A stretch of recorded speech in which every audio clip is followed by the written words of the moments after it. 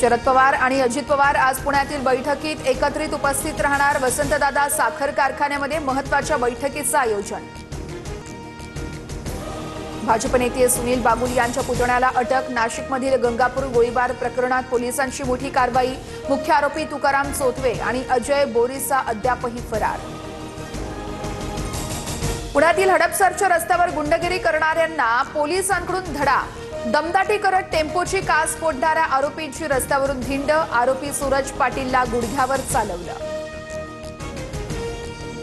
नाशिक शहरात ट्रक आणि दुचाकीच्या भीषण अपघातात 8 वर्षांच्या चिमुकलीचा जागीच मृत्यू। औद्योगिक वसाहतीकडे जाणाऱ्या पाईपलाईन रोड परिसरातील घटना।